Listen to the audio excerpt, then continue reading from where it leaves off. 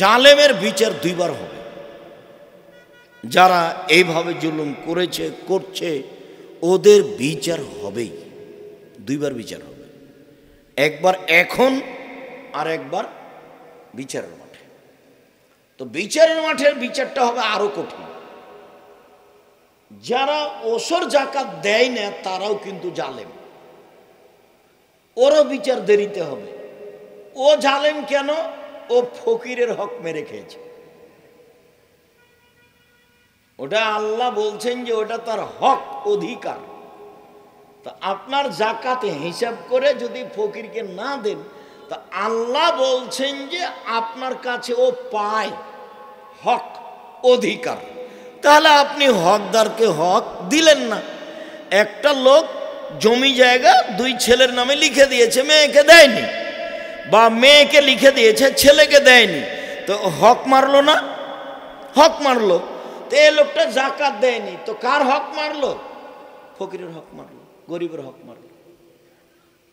বিচারের মাঠে দুটাই সমান সমান। আল্লাহ বলছেন যে ওরও বিচার দেরিতে হবে, যে জাকাত দেয়নি তারও বিচার দেরিতে হবে। তো জাকাত দেয়নি তো আর বিচার দেরিতে হবে কেন? যদি ওগুলো জিনিসগুলো যার জাকাত দেয়নি ওইগুলো টাকা পয়সা হয়, তাহলে ওকে লোহার লাঠি তৈরি করে জাহান্নামের আগুনে গরম করে কপালে আর পার্শ্বদেশে এবং পিঠে দাগ দেওয়া হবে, দিতেই থাকবে যতদিন বিচার হয়নি। আবার সেইগুলিকে সাপ তৈরি করে তার গলায় পেঁচিয়ে দেওয়া হবে, ও ছোবল মারতে থাকবে যতদিন বিচার হয়নি।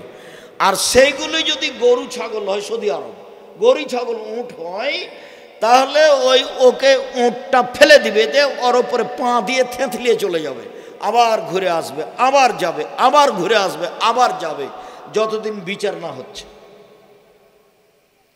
বুঝাতে পারলাম না কথা?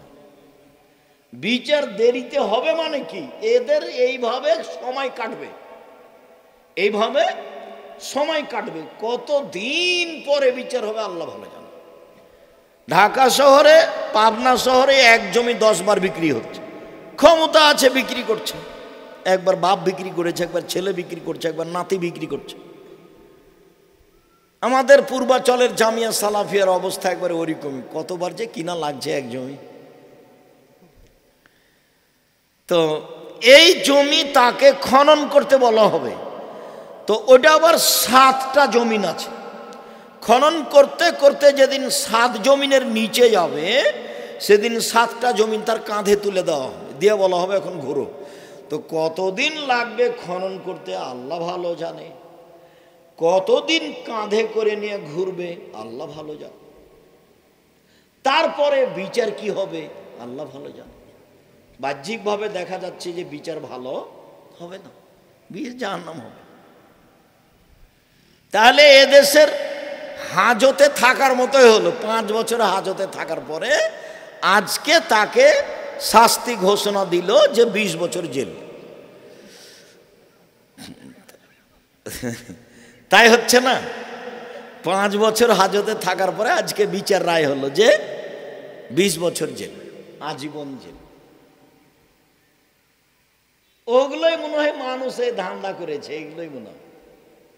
বিচার তো দুনিয়াতে হাতে হাতে করতে হবে। প্রথম যেটা মানুষকে জিজ্ঞাসা করা হবে সেটা সলাত। যদি উত্তর হয় ঠিক, তাহলে যতই ইবাদত করেছে সব টিকে যাবে। আর যদি না থাকে উত্তরে কিছু, তাহলে যা ইবাদত করেছে সব কাটা যাবে। সেটা হজ হোক, সেটা আপনার সিয়াম রোজা হোক, সেটা দান খায়রাত হোক, সেটা যেটাই হোক না কেন, কোনোটাই টিকবে না। আবু হুরায়রা রাদিয়াল্লাহু তাআলা আনহু বলেন, আল্লাহর নবী বলেছেন সালাত 3 ভাগে বিভক্ত, আর তহুর 16 অজু হলো 3 ভাগের 1 ভাগ, ও রুকু 16 রুকু হলো 3 ভাগের 1 ভাগ, ও সুজুদ 16 সিজদা হলো 3 ভাগের 1 ভাগ।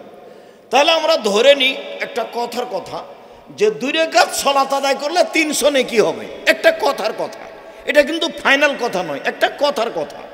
তো সেই অজু ভালো হয়নি, তাহলে কত কাটা গেল? 100 কাটা গেল।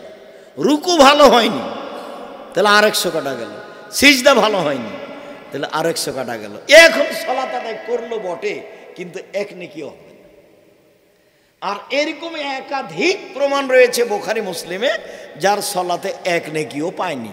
আল্লাহ রাসূল বললেন, সাল্লে ফাইন্না কালাম তো সাল্লে, তুমি সালাত আদায় করো, তুমি করোনি কেন? আল্লাহ রাসূল বলবেন, হ্যাঁ করেছো, তবে ভালোভাবে করোনি, এভাবে বলবেন, কিন্তু তাতে তিনি বললেন না। বললেন যে তুমি সালাত আদায় করো, তুমি করোনি। এটা কি বুঝায়? এক, অজু, অজু ভালো করে করতে হবে। তো আমি যেহেতু ওইদিকে যাব না, কাজে আমি এখানে একটা কথা বলে রাখি আপনাকে। একদা আল্লাহ আমাদের নবীকে বলছেন, মোহাম্মদ, আল্লাহ আমাদের নবীকে ডাকলে মোহাম্মদ বলে ডাকতেন, আর জিবরাইল আমাদের নবীকে ডাকলে মোহাম্মদ বলে ডাকতেন। আর সাহাবীগণ আমাদের নবীকে ডাকলে আল্লাহ রসুল, আল্লাহ রসুল যাবেন, আল্লাহ রসুল খাবেন, আল্লাহ রসুল এটা আপনি দিবেন, এইভাবে কথা বলতেন। আর ভারত, বাংলাদেশ, পাকিস্তানের লোক বলছেন হাজরাত পাক, হাজরাত পাক, হুজুর, হুজুরে পাক সাল্লাল্লাহু আলাইহি ওয়াসাল্লাম, হুজুরে পাক। এগুলি একটা ভাষাও জায়েজ নাই, সব বিদাতীদের। বলতে হবে আল্লাহ রাসূল বলেছেন, আল্লাহ রাসূল দিয়েছেন, আল্লাহ রাসূল খেয়েছেন, আল্লাহ রাসূল করেছেন, এভাবে বলতে হবে। তো আল্লাহ বলছেন, মোহাম্মদ হাল তাদরি ফিমা ইয়াকতাসিমুল মালাউল আলা, মহাদ আপনি বলতে পারেন উপরে কি নিয়ে হইচই হচ্ছে? কারণ না, হ্যাঁ আমি তো বলতে পারি। বলেন তো কি নিয়ে? ফিল কাফারাত, ওপরে হইচই হচ্ছে মানুষের পাপ মিটে যাবে কি নিয়ে? এটা পাপ মিটে যাবে কিসে? এটা নিয়ে কথা হচ্ছে ফেরেশতাদের মাঝে। তো পাপ মিটে যাবে কিভাবে? এক,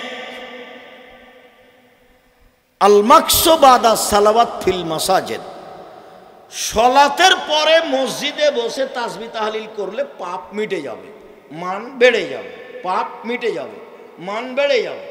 আপনারা তো পরে যান জুমার সলাতে, আর সালাম ফিরার সাথে সাথে লাফ দিয়ে উঠে যান, মনে হচ্ছে যে পোকা কামড়ালছে, পিঁপড়া মানে একটু দেরি করেন।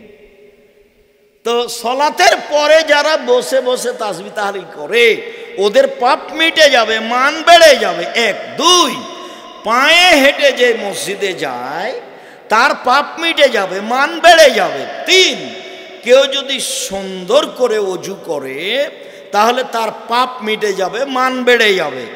তো এইখানে আমাদের তিনটে কথা ছিল। এক, অজু, দুই, রুকু, তিন, সিজদা। তো এখন এখানে একটু বলে নিই, সেটা হলো এই যে সুন্দর করে যদি অজু করে তাহলে পাপ মিটে যাবে, মান বেড়ে যাবে। আব্দুর রাজ্জাক সাহেব একটু বলবেন কি সুন্দর অজু কি? হ্যাঁ বলি, প্রত্যেক অঙ্গকে ভালো করে ধরনাম সুন্দর অজু। সেটা কি? একবার কবজি পর্যন্ত ধুইতে যদি 10 বার পানি লাগে লাগুক, যখন সম্পূর্ণ ভিজে গেছে তখন একবার ধোয়া, ধোয়া জায়গায় পানি দিয়ে ধর নাম, দ্বিতীয়বার ধোয়া, ধোয়া জায়গায় পানি দিয়ে ধর নাম, তৃতীয়বার ধোয়া, 3 বার পানি দিয়ে ধোয়া। এই কথাটা বুঝতে ভুল হয়ে আছে। 3 বার পানি দেওয়া নয়, একবার কবজি পর্যন্ত সম্পূর্ণ ভিজাতে যদি 10 বার পানি লাগে দেন, সম্পূর্ণ ভিজালে হলো একবার ধোয়া, ভিজা জায়গায় পানি দিয়ে ভিজানো হলে 2 বার ধোয়া। বারবার ধাক্কা খাচ্ছে, ওই কথাটা একটু বলে রাখি। অজু, অজু করেছেন, এটা তো ভারত, বাংলাদেশ, পাকিস্তান, বাংলাদেশ একটা অংশ। মহিলারা বলছে যে বুবু খবরদার, বাচ্চাকে দুধ খাওয়ালে অজু ভেঙে যাবে বুবু, নখ কাটলে অজু ভেঙে যাবে বুবু, কুকুরে যদি ছিঁড়ে নেয় তাহলে অজু ভেঙে যাবে বুবু, আর যদি শাড়ি পরে নামাজ পড়ো বুবু, ল্যাঙ্গট না পড়ো তাহলে লজ্জা স্থানের যোগাযোগ বুবু মাটির সাথে হবে, মাটি অভিশাপ করবে, অজুও যাবে, সলাতও যাবে, ধ্বংস হয়ে যাবা বুবু। ধর্ম পাগল হয়ে গেছে বুবু, ধর্ম চাঁপাই নবমিতে পাগল হয়ে এসেছে সৌদি আরব থেকে। একবারে মিথ্যা কথা, অহেতুক মিথ্যা কথা। হাঁটুর ওপরে কাপড় উঠলে ওযু নষ্ট হয়ে যায়? জি না। ঘেরা গোসলখানাতে গোসল করছেন, পরনে কাপড় নেই, প্রথমেই অজু করেছেন, সে অজু দিয়ে সালাত আদায় চলবে। কালকের বক্তব্যে এক জায়গাতে বললাম না, মনে থাকার কথা আপনার, যে একটা হাদিসে বলা হলো যে পুরুষাঙ্গ স্ত্রী অঙ্গ স্পর্শ করলে অজু ভেঙে যাবে, আর একটা হাদিসে বলা হলো পুরুষাঙ্গ স্ত্রী অঙ্গ স্পর্শ করলে অজু ভাঙবে না, এটাই শরীরের অংশ। তাহলে মুখামুখি দুইটা হাদিস হয়ে গেল, কি জবাব হবে? তো এক শ্রেণীর বিদ্বানেরা বলেছেন, এদেশের বিদ্বানেরা, যে হাদিসে বলা হয়েছে অজু ভেঙে যাবে ওর দোষ অনেক, অতএব ওই হাদিস চলবে না, অজু ভেঙে যাবে না, এটাই ঠিক। আর এক শ্রেণীর বিদ্বান বলেছেন, আরে না না, যদি অন্তরালে পুরুষাঙ্গ স্ত্রী অঙ্গে হাত লাগে কাপড়ের উপর থেকে, তাহলে অজু ভাঙবে না, আর কাপড়ের ভিতর থেকে যদি হাত লাগে তাহলে অজু ভেঙে যাবে, এক শ্রেণীর বিদ্বান বলেছে। তা আমরা আলোচনায় বলেছি যে এইগুলো কথা একটাও ঠিক নয়, দুটাই হাদিস স্থানে ঠিক। উত্তেজনায় উত্তেজিত হয়ে যদি পুরুষাঙ্গ বা স্ত্রী অঙ্গ স্পর্শ করে তাহলে অজু ভেঙে যাবে, অন্যথায় অজু ভাঙবে না। ঘিরা গোসলখানায় খালি গায়ে গোসল করছেন, শরীর হাত ভালো করে কচলিয়ে ডোলে ধৌত করে গোসল করছেন, তো হাত তো যাবে, এটাই স্বাভাবিক, তখন অজু ভেঙে যাবে এমন তো কথা আল্লাহর নবী বলেননি। ওই ফরজ গোসলের অজু দিয়েই আল্লাহ নবী সালাত আদায় করেছেন, তার তো প্রমাণ আছে। তাহলে তো ফরজ গোসলের পূর্বে যে অজু করেছিল, গোসল করতে গিয়ে যদি অজু ভেঙে গিয়ে থাকে, তাহলে তো সেই গোসল করার পরে সেই অজুতে আর সালাত হবে না। অথচ পরে আর কোনো প্রমাণ নাই তার অজু করার, মানে ওই অজু বহাল আছে। বলছিলাম সম্মানিত দিনী ভাই বোন, সুন্দর অজু, 2 ভালো রুকু, 3 ভালো সিজদা, মানে দেরি করে উঠো। যতক্ষণ পর্যন্ত আপনি রুকু থেকে উঠে একবারে সোজা না দাঁড়িয়েছেন ততক্ষণ পর্যন্ত আর সিজদায় যাবেন না। হায়াস্তাবিয়া কায়মান, একবারে সোজা দাঁড়িয়ে থাকবে হবে, সব অঙ্গ প্রত্যঙ্গ স্ব স্থানে যেতে হবে। সিজদা থেকে উঠে আপনি বসে থাকবেন একবারে, তারপরে যাবেন। সাহাবীগণ বলছেন যে আচ্ছা, আল্লাহর নবী একবার সিজদা করে আর যাচ্ছেন না কেন? তাহলে কি ভুল হয়ে গেল নাকি? উনি কি মনে করছেন যে আর একটা সিজদা করেই ফেলেছে, আর সিজদা নেই? ব্যাপারটা এমন নাকি? উনি যাচ্ছেন না কেন, এইটা সাহাবীগণ মনে করতেন।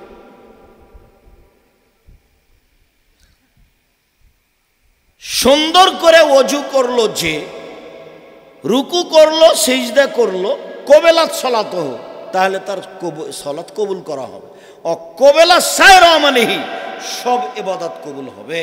ওয়াইন রুদ্দাত আলাইহি সালাতুহু, যদি তার সালাত তার উপরে প্রত্যাখ্যান করা হয়, যদি সালাত কবুল না করা হয়, রুদ্দ আলাইহি সায়র আমালিহি, তাহলে সব আমল বাতিল, কোনো আমল গ্রহণ হবে না।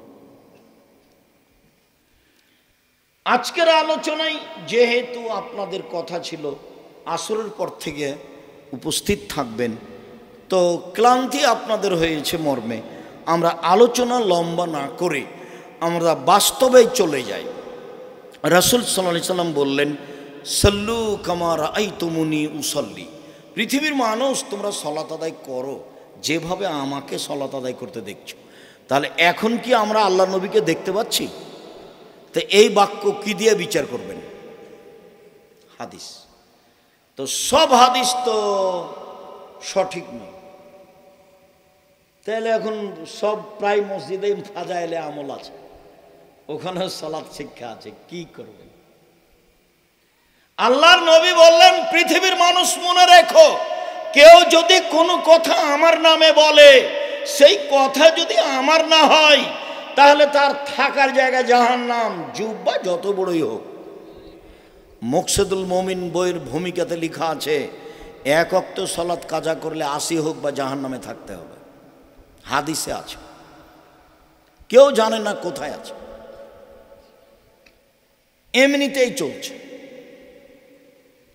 আর যেটা আছে তো হাজারো, অহরহ যেটা বলে থাকি সেটা আপনার মনে রাখার জন্য বলে থাকি। যে ওই বইয়ে একটা হেডলাইন আছে, কিছু বলতে চাচ্ছেন কি আপনি? ওই বইয়ে একটা হেডলাইন আছে যে অবিবাহিত ছেলে মেয়ের পড়া নিষেধ। তো এখন হেডলাইন যে দেখে সেই পড়ে, মানে আছে কি, মানে হেডলাইনই ভুল, যে দেখে সেই পড়ে। তো এখন কি লেখা আছে হেডলাইনের পরে? লেখা আছে ভরা পেটে স্ত্রী মিলন হলে ছেলে ভ্যাংচা হয়, সফরের পূর্বে স্ত্রী মিলন হলে ছেলে টেরা হয়, চন্দ্র সূর্য গ্রহণে স্ত্রী মিলন হলে ছেলে কানা হয়। লা হাওলা ওয়ালা কুওয়াতা ইল্লা বিল্লাহ। আল্লাহ তুমি বাঁচাও। আল্লাহ বলছেন নিসাউকুম হারসুল্লাকুম ফাতু হারসাকুম আন্না শাইতুম। পৃথিবীর মানুষ তোমাদের স্ত্রী তোমাদের জমি, পৃথিবীর মানুষ তোমাদের স্ত্রী তোমাদের জমি। তোমরা তোমাদের জমি চাষ করো, স্ত্রীর নিকটে আসো তোমাদের ইচ্ছে মতো, সকালেই কি বিকেলেই কি ভরা পেটেই কি চন্দ্রগ্রহণ লাগলেই কি আর না লাগলেই কি, ঋতুবতী অবস্থা ছাড়া সর্বদা তোমরা তোমাদের পারিবারিক জীবনে আসো তোমাদের ইচ্ছে মতো। এই কথা আল্লাহ বলছেন। আর বইয়ে লেখা আছে যে ভরা পেটে স্ত্রী মিলন হলে ছেলে টেরা হয়। নজবিল্লাহ। তার মানে বক্তব্য মুখে মিথ্যা কথায় ভর্তি, বক্তব্য কলমে মিথ্যা কথায় ভর্তি, বক্তব্য মিডিয়ায় মিথ্যা কথায় ভর্তি। তো আল্লাহর নবী বলছেন, হাদিস বুখারী মুসলিম, পৃথিবীর মানুষ তোমরা সালাত আদায় করো যেভাবে আমাকে সালাত আদায় করতে দেখছো। এইবার তাহলে বিশুদ্ধভাবে যদি আশ্রয় নিতে চান তো বুখারী মুসলিম। যে যাই বলুক এখানে আশ্রয় নিয়ে সালাত শিখেন, ভালো। আর আমাদের লেখা বইয়ের চেয়ে আর একটা আপনাদের জন্য গ্রহণীয় বই হবে, সেটা হলো রিয়াজুস সলেহিন। নাম শোনেননি আপনারা? হাদিসের বই, বাংলায় পাওয়া যায়। আর আমরা মানুষ হিসাবে, আমি আব্দুর রাজ্জাক বিন ইউসুফ বলছি যে আমিও এই শতাব্দীতে এসে বই লিখলাম সলাতের ওপরে, নামাজের ওপরে। এটা প্রয়োজন ছিল না, কিন্তু সব মোটামুটি বইগুলো পড়ে দেখলাম যে একটা বই হওয়ার দরকার। বিভিন্ন জায়গাতে যেভাবে যেটুকু ত্রুটি দেখলাম, সেই সুবাদে আমিও সলাতের উপর একটা বই লিখলাম। কি নাম? রাসূল সাল্লাল্লাহু আলাইহি সাল্লামের সলাত বনাম প্রচলিত সলাত। রাসূল সাল্লাল্লাহু আলাইহি সাল্লামের সলাত বনাম প্রচলিত সলাত। আমিও চেষ্টা করেছি মানুষ হিসাবে জালজয়ীফ হাদিস না লিখা এবং অপ্রয়োজনীয় কথা না নিয়ে আসা। হুবাহু রাসূলের সালাতটাকে আমি সহিহ হাদিস দিয়ে দেখানোর চেষ্টা করেছি। তো আমি আমারটাকে 3 নম্বরে রাখলাম। 1 নম্বরে কি রাখলাম? বুখারী মুসলিম। 2 নম্বরে কি রাখলাম? রিয়াজুস সলেহিন। 3 নম্বরে বললাম যে আমিও মানুষ, তবে আমি চেষ্টা করেছি কোনো পীর মুরিদের আশ্রয় নিইনি, কোনো দল মাঝহাবের আশ্রয় নিইনি। আমার জীবনে কোনো দিন দল মাঝহাবের আশ্রয় নিয়ে কিছু করা লাগেনি। আর জামিয়া সালাফে একেবারে ভিন্ন ধরনের প্রতিষ্ঠান। এদেশের সর্বোচ্চ শিক্ষা মানে প্রতিষ্ঠান জামিয়া সালাফিয়া। এদেশের সর্বোচ্চ শিক্ষকগণে প্রতিষ্ঠান জামিয়া সালাফিয়া। এখন জামিয়া সালাফিয়া মদিনা বিশ্ববিদ্যালয়ের 4 জন টিচার আছে এখন এই মুহূর্তে। যারা আপনারা সম্মেলনে গেছেন তারা 4 জনকে দেখেছে। আর যদি না গিয়ে থাকেন তা আমার কিছু করার নেই।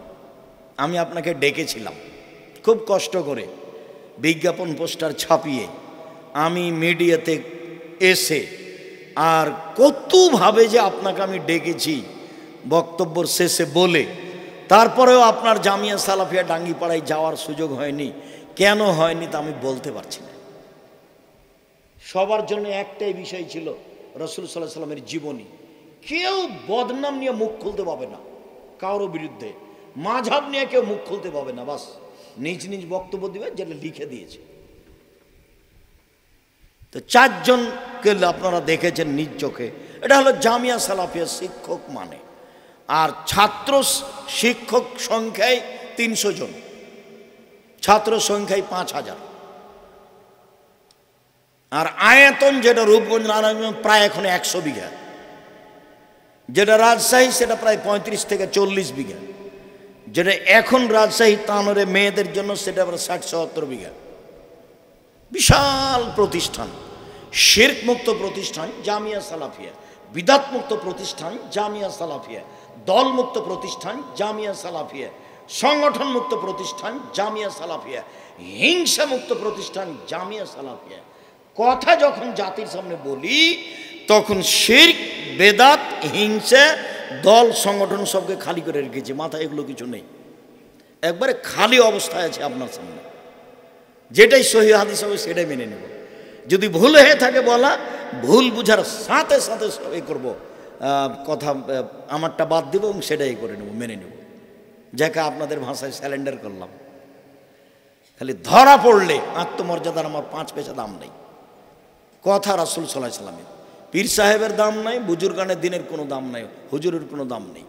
ইনারা যদি আল্লাহ আল্লাহ রাসূলের কথা অনুপাতে চলে থাকে তা আল্লাহ এদেরকে ভালো ফল দিবেন, আর যদি না চলে থাকেন তো ভালো ফল দিবেন। চলেন এইবার তাহলে 3টে বইয়ের নাম করে সলাত দেখায়। আল্লাহু আকবার বলে সলাত আরম্ভ করবেন। আল্লাহু আকবার বলার পরে সুন্দর করে ওযু করে নেবেন। ওযু করার পূর্বে বিসমিল্লাহ বলবেন। ওযু শেষে দোয়া পড়বেন। পেশাব পায়খানার কাজ থাকলে শেষ করে নেবেন। পেশাব পায়খানার কাজ কথা বলতেই চট করে একটা হাদিস কথা মনে পড়ল। আবু আইয়ুব আনসারী বলছেন যে এই আয়াতটা কোবাবাসীদের জন্য নাজেল হয়েছে। ফিহে রিজালুন ইউহিব্বুনা ইয়াতাতাহারু আল্লাহু ইউহিব্বুল মুতাহহিরিন। মুতাহহিরিন এই গ্রামে সেখানে কতগুলি লোক আছে তারা পবিত্রতাকে ভালোবাসে, আল্লাহ পবিত্রতা অর্জনকারীকে ভালোবাসেন। আয়াত যখন নাজেল হয়ে গেল তখন আল্লাহর নবী কোবার আনসারদের বললেন, ও কোবার আনসারবাসী, ইন্নাল্লাহ আসনা আলাইকুম ফি তুহুরিকুম ফামাত্তুহুরু, আল্লাহ তোমাদের পবিত্রতার প্রশংসা করছে গো। তোমাদের কি পবিত্রতা বলো তো? তোমরা কি পবিত্রতা অর্জন করো যে আল্লাহ তোমাদের প্রশংসা করছেন? ঘটনা কি একটু বলো তো। তখন তারা বলছে, আল্লাহ নবী শোনেন, 1 নাতাওয়াদ্দাউ লিসসালাতে, সালাতের জন্য পানি দিয়ে ওযু করি। 2 নাগতাসিলু লিল জানাবাত, ফরজ গোসল করি পানি দিয়ে। 3 নাস্তানজি বিল মায়ে, ইস্তেঞ্জা করি, পেশাব পায়খানার পরে পবিত্রতা অর্জন করি পানি দিয়ে। তখন আল্লাহ রাসূল বলছেন, হুয়া যাকা ফালাইকুমুহু, ঠিক ঠিক এটাই কথা, এই কারণে আল্লাহ তোমাদের প্রশংসা করছেন, এইটাকে ধরে রাখো। 1 পানি দিয়ে ওযু করি, মনে থাকবে না মনে হয়। 2 ফরজ গোসল করি পানি দিয়ে। 3 পেশাব পায়খানার পরে পবিত্রতা অর্জন করি পানি দিয়ে। তা আল্লাহ নবী বলে, হ্যাঁ ঠিক এটাই। ভারত, বাংলাদেশ, পাকিস্তানের এক শ্রেণীর আলেম ওলামা বুঝে নিল যে প্রশংসা মানে হলো এই, আগে ঢেল টিস্যু পেপার নিয়ে 40 কদম হাঁটো, পায়ের ওপরে পা উঠাও, খক খক করে কাশো, তাহলে হলো পবিত্রতা। এইটা আল্লাহ বলেছেন, সেটা হলো প্রশংসা। অথচ আল্লাহ রাসূল এই কথা বললেন না, তারা এই কথা বললেন। তা আপনি যদি 40 কদম হাঁটেন তারপরে মনে করেন যে পেশাব আর আসবে না, তো এখন আপনার পিছনে শয়তান লেগে গেছে। 40 কদম কেন, 40 ঘন্টা পরে যদি আপনি ঢেল টিস্যু পেপার ফেলেন তো তাও মনে হবে যে পেশাব আসলো। কেন? এখন শয়তান আপনার পেশাবের রাস্তায় কাজ করছে, যে পেশাব যা, পেশাব যা, ওর মনে হোক যেন পেশাব যাচ্ছে। এটা হবেই, ওকে এত পাওয়ার দেওয়া আছে, সব পাওয়ারও চেয়ে নিয়েছে। চেয়ে নিয়ে বলছে যে আদমের ছেলে মেয়ে জান্নাতে কিভাবে যায়, চাঁপাইনবাবগঞ্জের ভাষায় আমি ওদের দেখে ছেড়ে দেব। আল্লাহর সামনে বলছেন যে তোমার ইজ্জতের কসম, তোমার সম্মানের কসম, তোমার মর্যাদার কসম, আদমের ছেলেমেয়ের দেহে যতদিন শ্বাস থাকবে ততদিন তাকে আমি ভুল পথে নিয়ে যাব। টাকনোর নিচে প্যান্ট পরা আমি তাকে ভালো করে দেখাবই, ও দেখবে ভালো কাজ। দিন রাত মেয়ে মানুষকে দেখবে ল্যাংটা অবস্থায় মোবাইলে, ও বলবে যে এই যে ভালো কাজ। দিন রাত মহিলারা নগ্ন পোশাক পরে চলবে, ওর মাথায় কাপড় দেওয়াটা তার কাছে ভারী। যদি ওর মায়ের চাপে দেয়ও, বাড়ি থেকে বের হওয়ার পরে মাথা থেকে কাপড়টা নামিয়ে দিবে। শয়তান বলছে যে তুই মাথায় কাপড় কেন দিবি। আর আরেকটা আপনারা শুনে অবাক হবেন, শয়তান কিন্তু 14 ইলিমের পড়া। কয় ইলিমের পড়া? মানে সব বিদ্যা আছে, ভালোভাবে জানে যে ইহুদি জাহান্নামে যাবে। তো ইহুদিকে গিয়ে কি বলবে যে নামাজ পড়িও না? ওটা তো ওই পাতা তো শেষ। ভালোভাবে জানে খ্রিস্টান জাহান্নামে যাবে, তো ওই পাতাও শেষ। তাহলে তো পৃথিবীর 3 ভাগের 2 ভাগ মানুষ চলে গেল। হিন্দু জাহান্নামে যাবে ও ভালোভাবে জানে, তো ওর কাছে কি তার কোনো কাজ আছে? নেই। যারা কাদিয়ানি, যারা শিয়ে, যারা মুরজিয়ে, যারা জাবরিয়ে, যারা জাহামিয়ে, যারা কাররামিয়ে, এরা জাহান্নামে যাবে এই কথা শয়তান জানে। তো সেখানে গিয়ে তার কিছু করার আছে? কিছু নেই। যেসব ছেলে মেয়েরা কলেজ বিশ্ববিদ্যালয়ে পড়ে দিন রাত জেনা করে, ও জানে যে আমার এখানে কাজ নাই, তখন ও কোনো জায়গা না পেয়ে মাদ্রাসায় চলে গেছে।